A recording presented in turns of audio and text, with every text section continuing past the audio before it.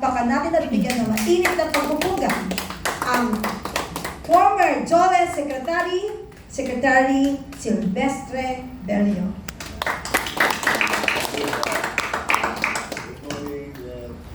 Good morning!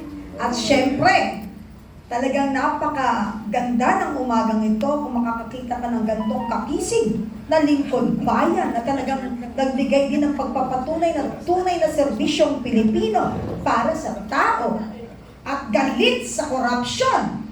Ang dati po nating pinagmamalaking chairman ng PACC, si Chairman Greco Galica. Magandang umaga po sa inyo lahat and thank you for loving the Philippines and being here today. Maraming salamat. Salamat po, Chairman.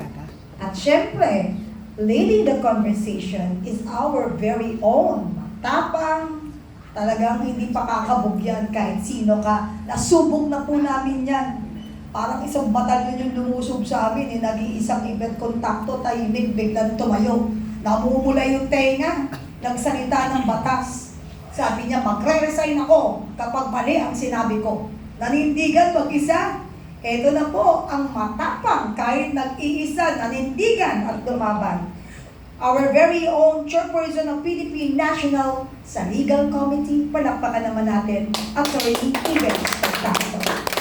Magandang umaga po sa inyong lahat, sa aming mga vloggers, sa lahat na nakikinig, pati na rin po nanonood ngayon sa kapihan sa PDP. Maganda magiging talakayan ngayon, Captain. Salamat po, Ka-Ives. At ang inyong lingkod po, Ka-Benny Belmonte, ang direktor ng kapihan sa PDP. At syempre po, sa paglilingkod, walang maliit o malaki, mababa o mataas na pwesto. Dahil ang gusto lang naman natin ay tunay na mapaglingkuran ng sambayan ng Pilipino ng buong katapatan. Benny Belmonte po ang chairperson ng Education Committee ng ating pong minamahal na partido, ang PDP, ay nandirito po sa inyong harapan upang talakayin at bigyan daan ang katotohanan. Good morning to all our beloved media bloggers. Palakpakan naman natin sila. And of course, ang ating pong lahat ng viewers sa live podcast ng PDP. And let's get this kapihan started at sama-sama nating harapin ang katotohanan dito sa kapihan sa PDP. And opening the episode today is of course ang mga dati pong mga kinatawan ng administrasyon Duterte. At gusto natin malaman yung mga legasiya ng ating pong dating FPRRD. And gusto ko lamang pong umpisahan ito. Of course, ang ating starter, no, saluhin mo Attorney Ives. Yes po. Kasi gusto kong maganda yung paglalatag natin para pagka nakita ng mga tao, ng mga vloggers, madali pong intindihan. When people speak today of the Duterte's legacy, ang gusto ko lamang po ilatag sa inyong tatlo is, what do you personally believe will endure in Philippine governance long after personalities fade? Tapos, amaya ako na ibigay yung follow-up or do I need to do it na po? Pwede na rin po iyan. Okay?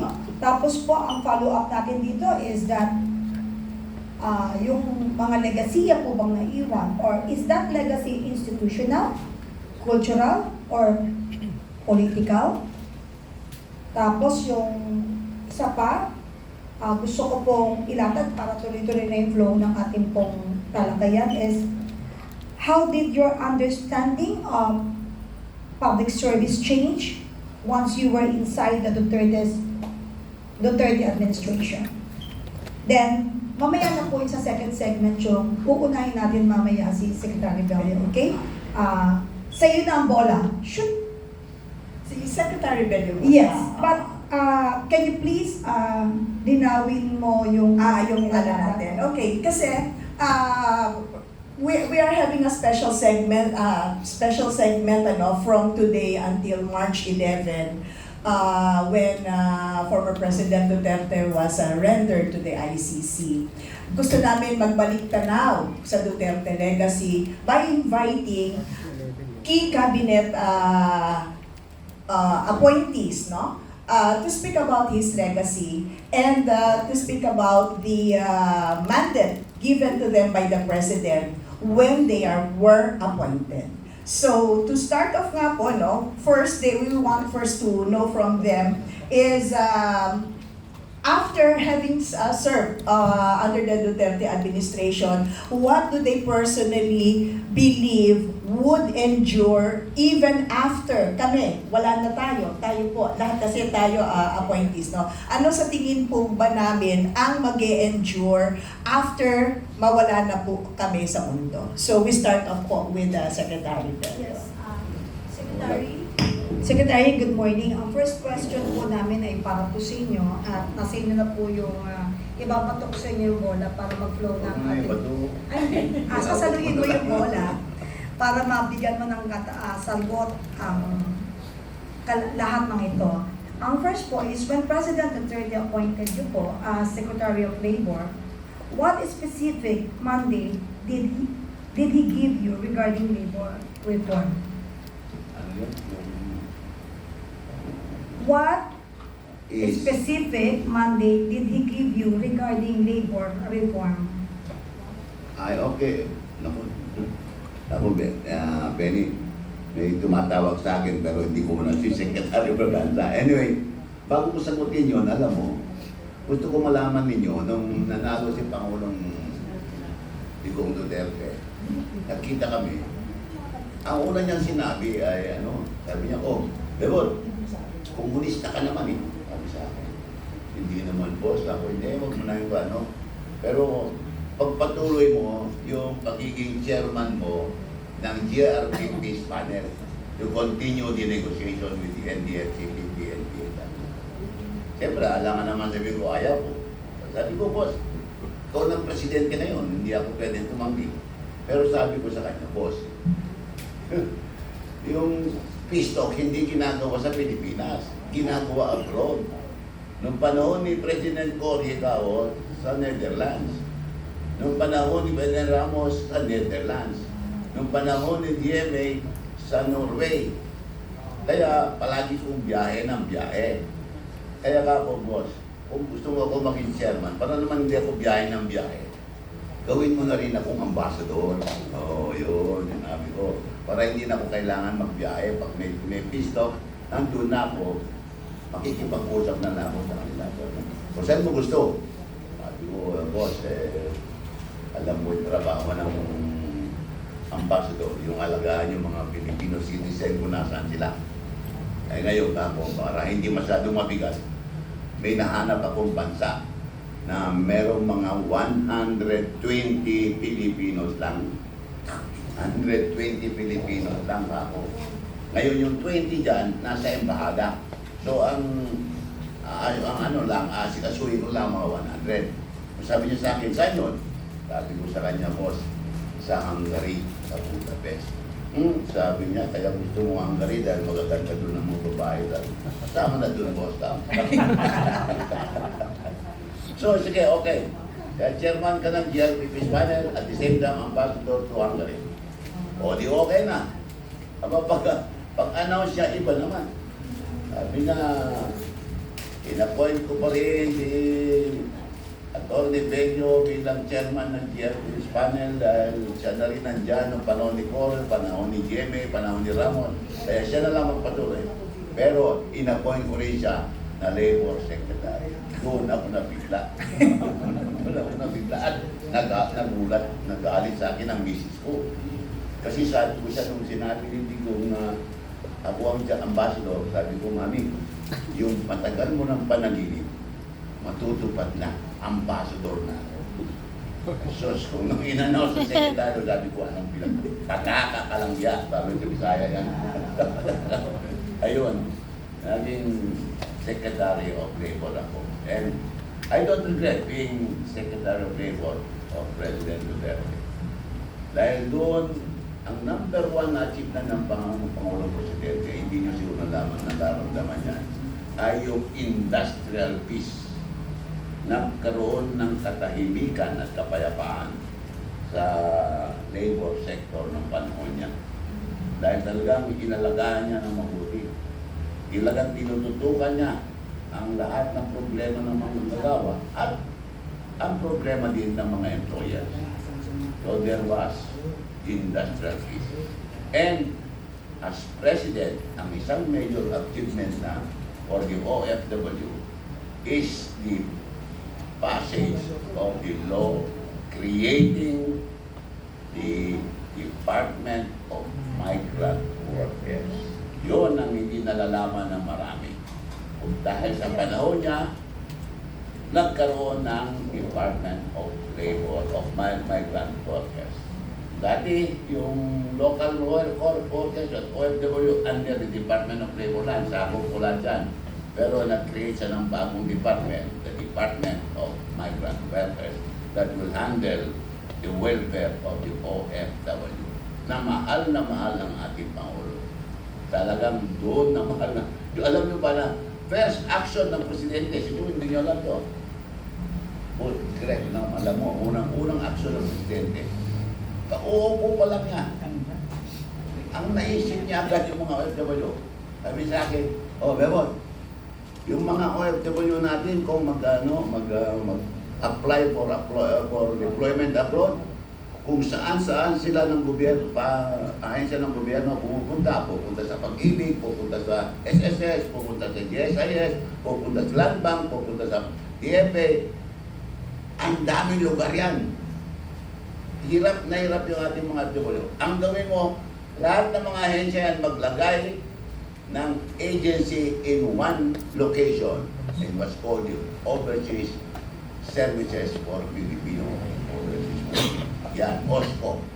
Kaya mga OFW ng panahon niya, isa lang pinupuntahan. Matandaan nyo yung the old POA, yung building ni Oble. Doon, nilagay niya yung OSCO.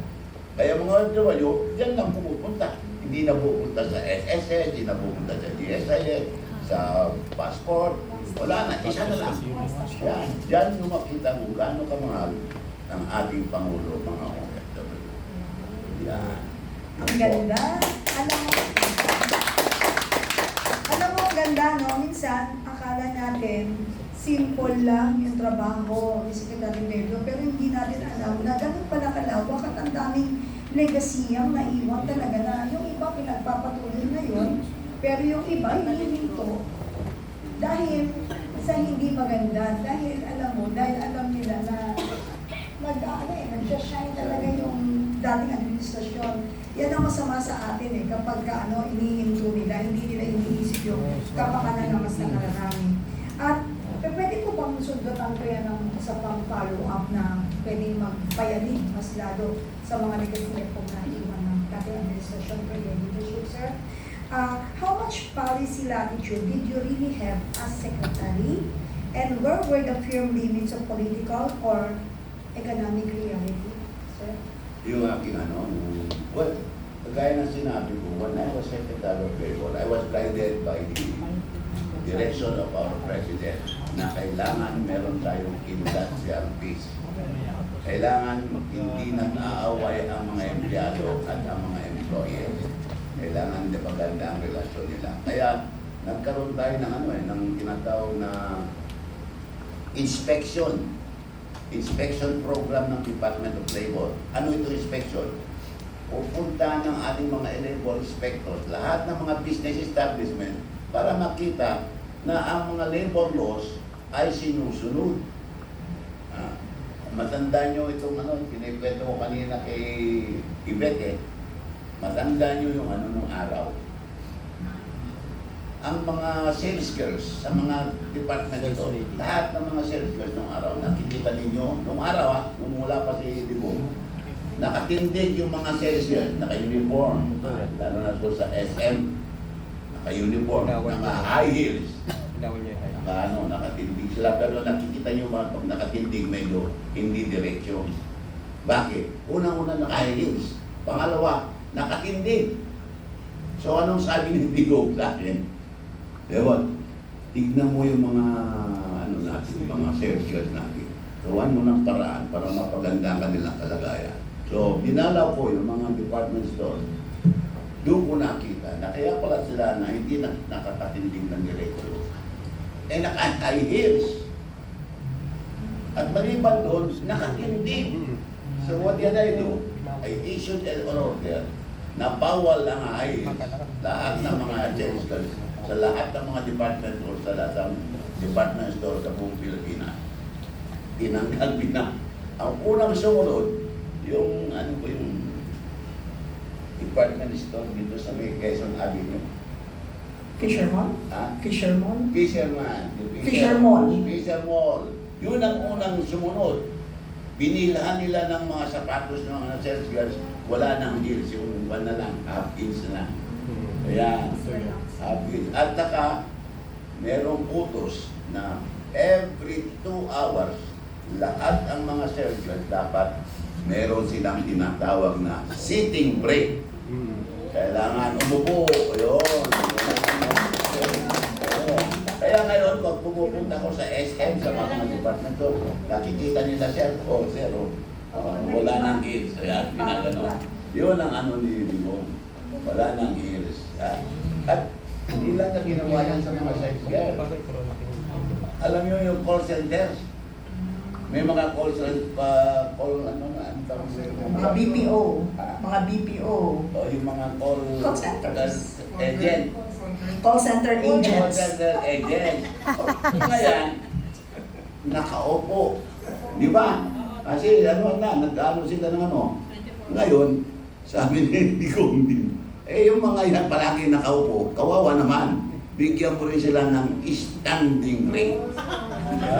Kaya every 2 hours, they are allowed 10 minutes to stand para naman makarelax. Hindi yun nakaupo ka, maggapon. Yun. Tignan yung kano kamahal ng ating Pangulo mga workers. Ganun kalit na bagay na napapansin niya. Kaya ako inspirado magtrabaho dahil talaga si boss, mahal na mahal yung mga workers, mahal na mahal yung mga businessman, at mahal na mahal niya ang mga OFW. Ang ganda kasi Secretary, even us, hindi namin alam, and that's the reason why nagtataka ako, sabi ko nga sa sales lady sa SM, hindi na lang, ganyan na dati kasi ang kanilang Shoes. reklamo, Oh. nagkakaroon sila ng mga varicose pains, Siyempre. tapos bawal silang umupo. Sabi ko, upo ka naman, pinaupo niya ako. Hindi bawal po.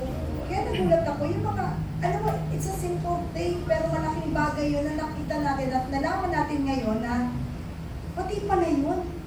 Napapansin nila, pinakikialaman nila, and that's practical. Maliit na bagay sa hindi nagtatrabaho doon, pero sa mga nagtatrabaho, napaka-laking bagay nun. Alam mo, masasakit ang legs nila pag uwi, tapos pagbaha pa, dahil may flood na noon. Lulusong pa sila sa flood.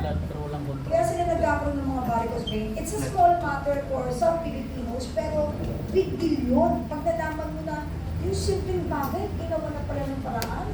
Mas lalo siguro ginawa ng paraan yung malalaki kasi kita-kita. Diba? Kasi hindi na nakalagpas yung maliit eh. How much more yung malaki. Tama po. And continue natin, Secretary, kasi mainit na mga kaalaman to na mismo kami po, na taong gobyerno rin tulad ninyo, hindi namin to alam. Sir, ending contractualization was a central campaign.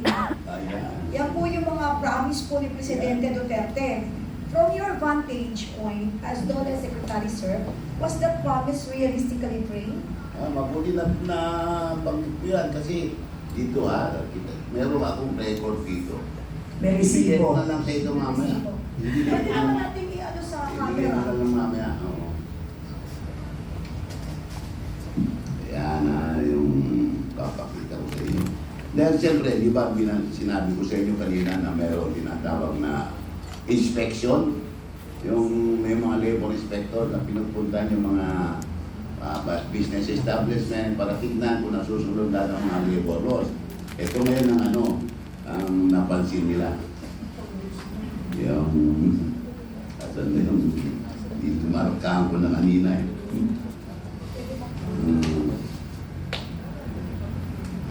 Kasi, ang dami nung araw, nung pagpasok namin, ang dami namin mga nakita mga workers na mga casual na pwedeng tanggalin anytime. So, ang ginawa na namin ay nagkaroon kami ng labor inspection at tinignan namin. Ito, saan na ba yung ano? Yung ilan ang regularize. Ha? Ano ba nakalimutan ko na pala yun? Kanina, pinano ko eh. Minarkyahan ko dahil napaka-importante yun eh. Ay, may marka. O, unang-una, ito yung job employment. There were, from 2016 to 2022, yung term ng ating Pangulo, there were 13,119,000 job applicants.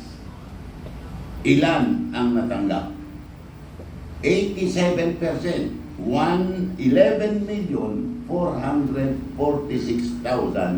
ang nabigyan ng trabaho. That is under the Public Employment Service of the Department of Justice. Ang daming nabigyan ng trabaho. Ngayon, ang isa namang bagay, ito. Pag in-inspect namin ang business establishment, at meron kami nakita ng mga empleyado, puro casual. Alam nyo naman, di ba, pag nag-apply ka, ikukunin ka, meron kang tinatawag na probationary period of 6 months. After 6 months, pagkatuloy ang employment mo, dapat agad regular ka. Pero nung araw, hindi in-observe yan. Kana nagkaroon ng labor inspection on this. At as a result of this inspection, there were 653,385 workers na casual at naging regular. Yan. Yun ang dapat ng mga ganun ang ginawa ng ating Ang galing, Panginoon. Secretary. Balikan natin ito, no? Looking back now, Secretary, do you believe the administration succeeded, partially succeeded, or failed in addressing ENDO as Filipino understand? Yung Yung ENDO. Kasi yun yung parang pinatatakutan ng mga contract workers. No? So, yung implementation as relation to ENDO kasi end of contract yun eh. So, now the moment you are regularized, wala nang irrelevant na yung ENDO contract dahil regular na. Yun ang pinaka-importante. Yun ang tandaan mo pag nag-apply kayo ng trabaho. Siyempre, probation. After probation, dapat alam niyo na pag tinuloy ang inyong employment, you become immediately regular employees at hindi kayo matatanggal except for cause. Yun ang dapat. okay. Follow-up question, Secretary. Yes. Where exactly did the disconnect occur? Law? Where exactly did the disconnect occur? Occur. Oo. Occur yung law, yung business resistance, yung sa Congress, or executive policy design? Kumbaga, Mr. Secretary, yung situation po ng end of contract natin na situation, ano po ba ang status niya during your time as Secretary of Labor, and kung hindi pa siya fully na-address, where is the bottleneck? Is it because of may kakulangan sa batas? Is it because there's business resistance? Is it with Congress? Or sa executive policy design ang tingin ninyo kung bakit ito pa rin ang status ng ating ENDO? Okay, that's a very relevant question. And it was addressed when I mentioned earlier na ang unang trabaho ng mga labor inspectors is to see to it that the employers comply with all labor laws, especially on the term of contracts. Ngayon, gaya ng sinabi ko, nagkaroon ng labor inspection. Halos lahat ng mga business establishment in-inspect. And they found out na marami ang kinatawag na under yung endo na walang permanence, walang security of tenure. As a result of which, nagkaroon ng decision ng Department of Labor na i-regularize yung mga empleyado na na-meet na nila ang requirements of employment. Yun.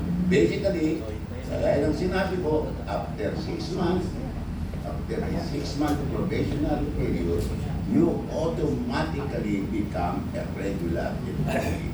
And that is the effect of the strict employment of the employment services enforced during the term of President Duterte. So, Kapeni, ang nakikita ko, it's more of an executive policy design. In other words, may batas na eh. Huwag na nating dagdagan, no? Pero ipatupad natin. Paano mo ngayon ipapatupad is the question. So, under the leadership ni PRRD, inatasan niya talaga si Secretary Bello to look into this, itong mga may endo, no? Na, or kung nagpo-comply ba ang mga businesses, no? Insofar as endo is concerned. So that was the policy design. Yun ang. Alam mo, Attorney Yvette, that's the reason pala, nung time po ni PRID, because through the leadership of our Secretary Bello, ang dami nagdedemanda sa duty. Kaya yung pala may mga batas talaga, kaya rin mga sangkot nila na ipaglaban ng kanilang karapatan. Sobrang madami. Ay, may ganyan ba? And in fairness din, alam mo, kaya naging effective naman yung inspection process na ginawa ng Department of Labor. Yung napakahalaga rin, no, yung cooperation ng mga employers. Kasi hindi lang naman ng mga employees ang inaatupang ng ating Pangulong Duterte. Kinakausap niya rin ang mga employers. And that's the reason why yung mga employers naman realize that the best situation or atmosphere for a business to flourish is what they call industrial peace. Pag merong magandang patakaran na nasusunod at nagkaroon ng magandang pagsasama ng mga manggagawa at ang mga employer, gaganda ang trabaho, gaganda ang negosyo. Yun. Ang galing. So, yun ang importante sa lahat. Hindi yun naman iisa lang panig ang papanigan mo. Kailangan panigan mo ang bawat panig. Attorney, Attorney Yvette, Yes po. narinig mo yung mga nilatag ni Secretary Bello bilang abogado. Alam ko may mga lumalapit at nagre-reklamo sa iyo sa mga usaping pagtatrabaho. Kasi ako, before, ang dami rin issue dun sa ahensya kung saan ako naglilingkod. Pero sa totoo lang, doon na-justify yan mga sa HR, yung iba. Kasi doon pa rin sila, kinain pa rin sila ng lumang sistema. Pero hindi natin nakalikal yung mga bagong batas na pinapatupad ng FPRRD. Kaya yung iba nakakalusot na nakapabayaan at hindi sa ibibigay ng kapatan ng mga magagawa. Ano masasabi mo doon? Ako, I became part of the Duterte administration in 2020. Pero hindi dahil sa nagbubuhat ng bangko, I did observe there were lesser resistance from the labor force during that time. So tama po yung policy ni Presidente at saka ni Secretary through Secretary Bello, no? Ang primordial should be industrial peace. You have to strike a balance between the benefits and the rights of the workers as against din naman dun sa right ng mga employers to earn. Yun ang and how they did it is something that we should admire, no? Kasi na-achieve talaga po nila yon yung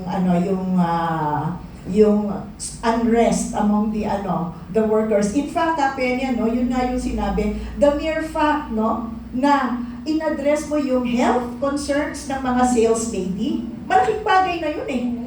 Probably, hindi ko sinasabi, no, it could be one of the grievances of this sales lady at saka yung mga sales personnel, mga lalaki din, no.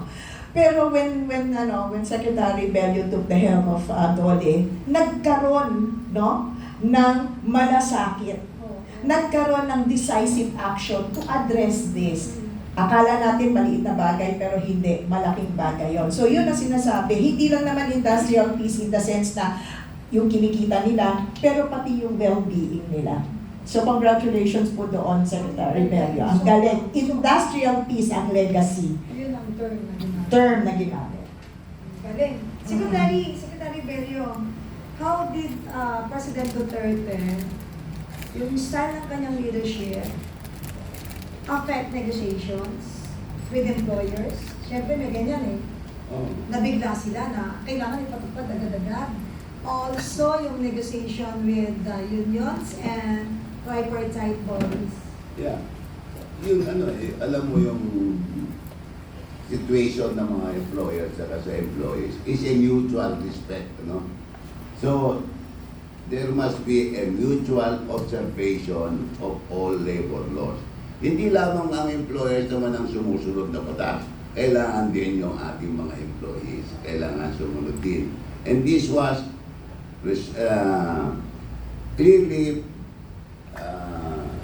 taught by President Duterte in his meeting with the employers. Madalas nakikipag-meet yan eh. I remember mag-meet yan si Presidente kasama there was a time na nandyan sila Lucio-Tan.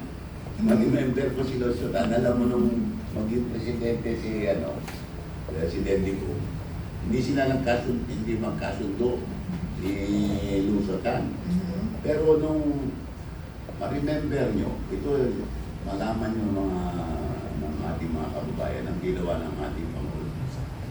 Ma-remember nyo yung balita noon na meron tayong 9,000 workers in the Middle East na hindi nagsusweldo ng 2 taon.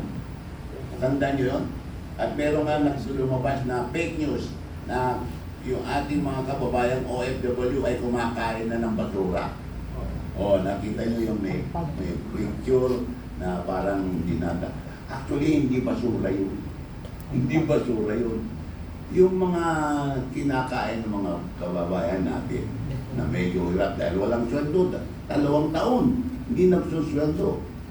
Ang ginagawa nila, nandun sila sa may mga groceries.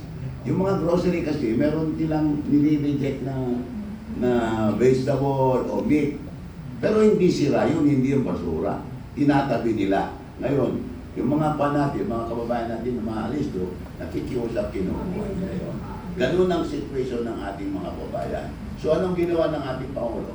Tinutusan ako, puntahan mo yung mga kababayan natin, sabihin mo maganda sila, iuwi natin sila lahat.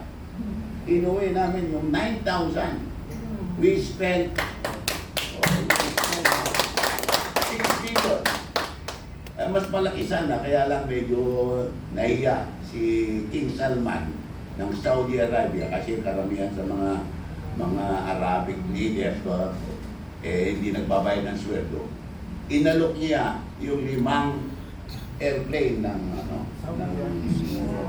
Qatar.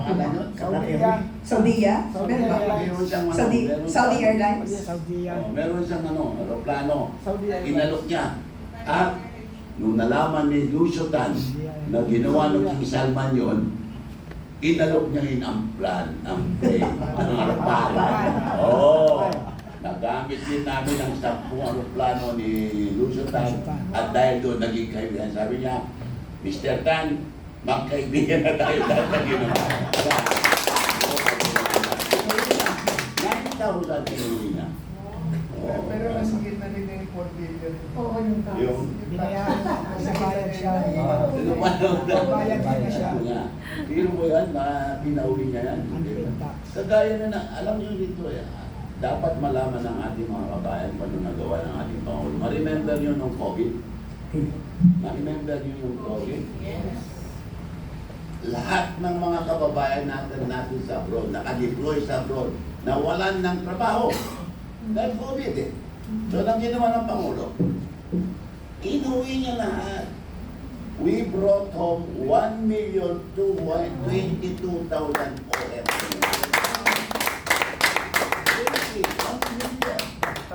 At sila. Kaya ito si Secretary Kapdak, bilib ako dyan. Kaya bagay talaga siya dyan sa DMW eh.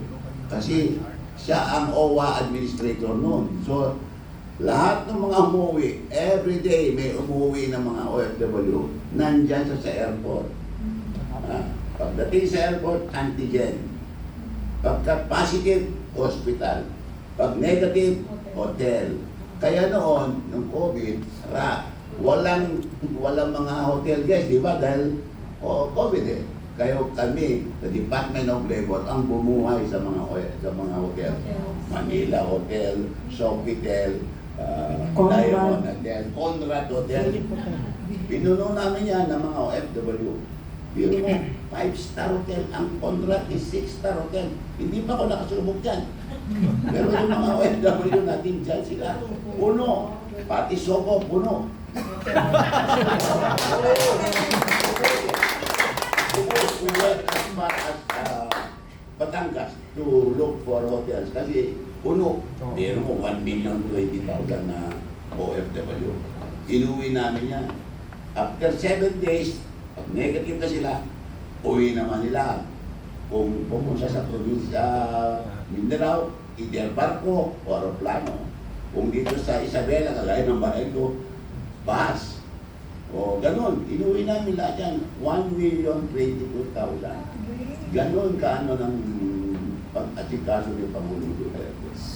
Ang masama ko dun, ang pinakamahirap na parte, yung nag-uwi kami ng patay. Kasi namatay sa COVID. Tapos sasalubungin namin, nakaano kami. Eh, yung ataol nila, nandyan. Siyempre, takot kami lumapit. Siyempre, pero trabaho namin eh. O yan. Pagkakuha dyan, takbo agad sa crematorium. I-cremate. Tapos ilibing. Kasama yung mga pamilya. Yun. Ganun ang inuwi ng Pangulong Duterte. 1,022,000. Yun. Sa kapiyan natin, Ang daming revelations, no? Maraming mga pangyayari na Hindi nang lalaman. hindi alam. And deserve lang nating malaman kasi sa totoo lang, lalo na hindi pa pala ito pwedeng i-compare yung dati sa ngayon talaga ang kumpara. Pero, Hindi nyo alam.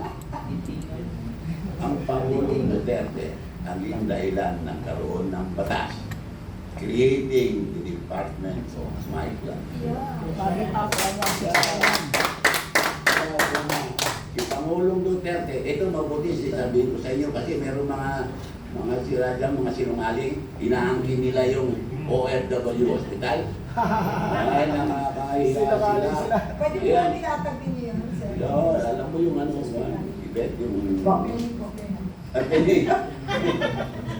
Penny, alam mo yung ano, yung hospital na yan, walang gastos ang gobyerno.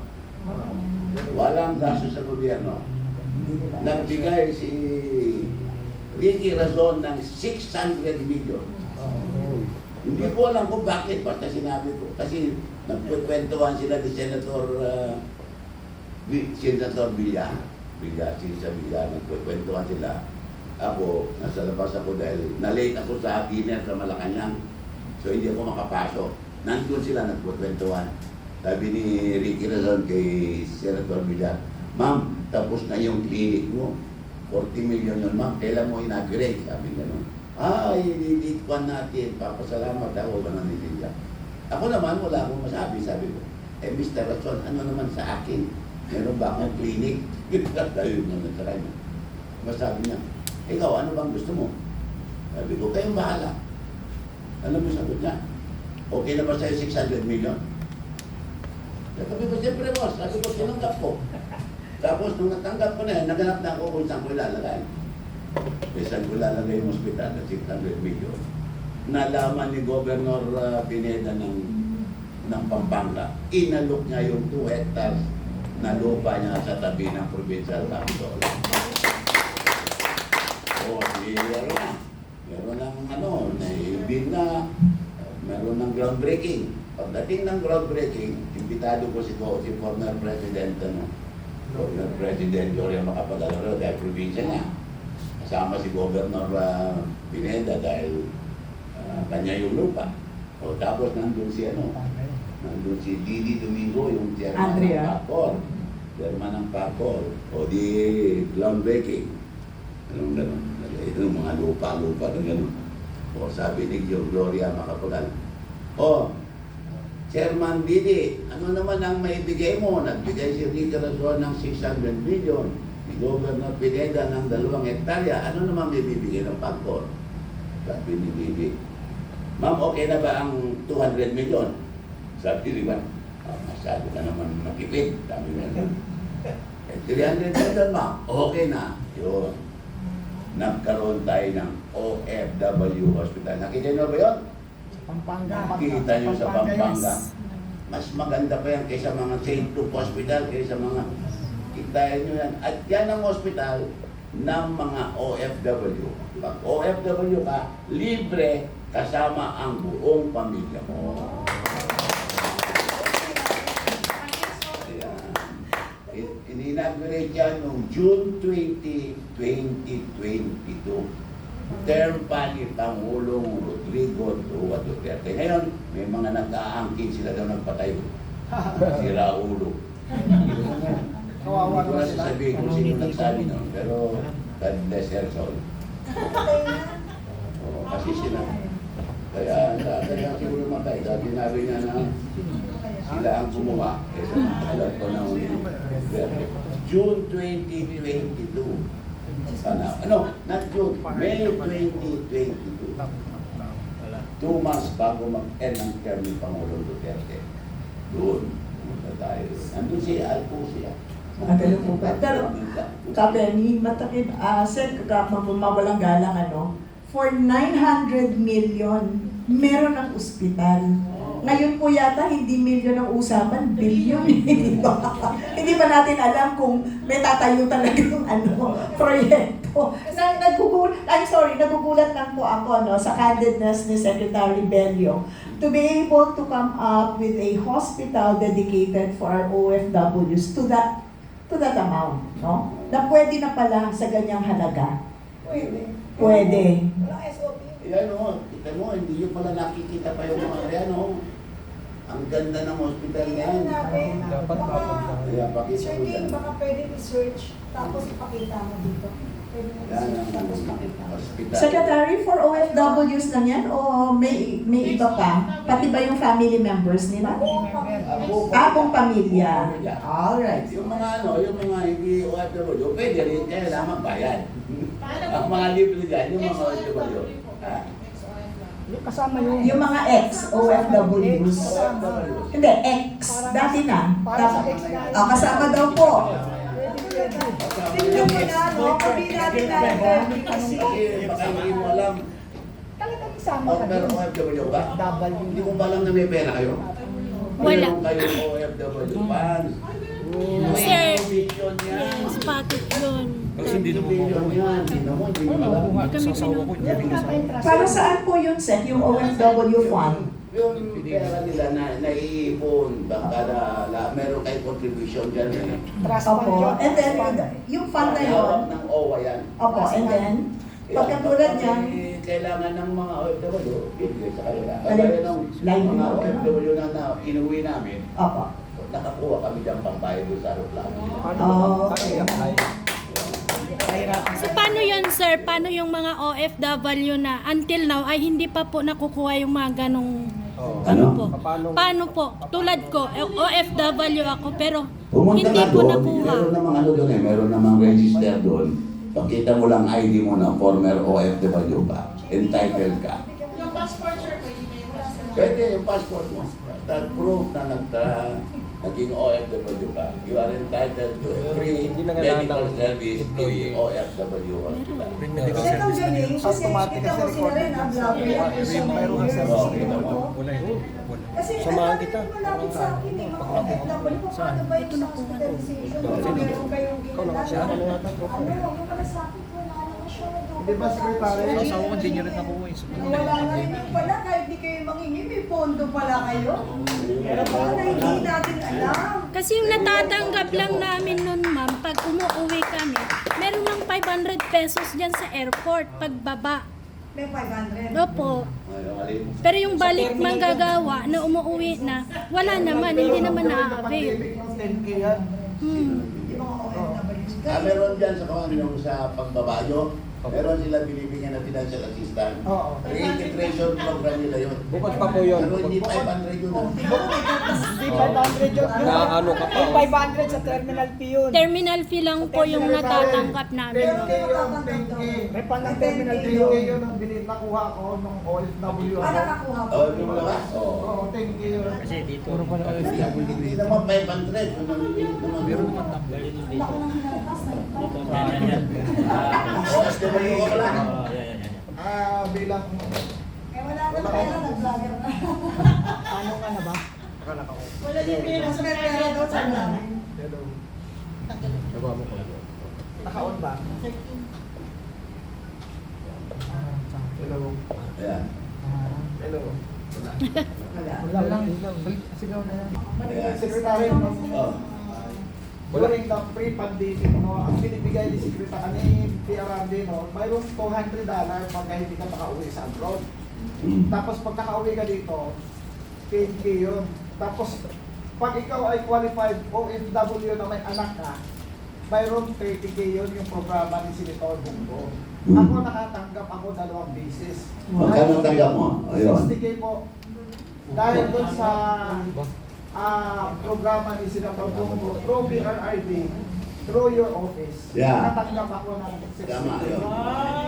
Tapos, mayroon pang sari-sari store ng programa ang OFW, 20K naman. Ayun, correct. Tapos yung Eskwelahan. Eskwelahan.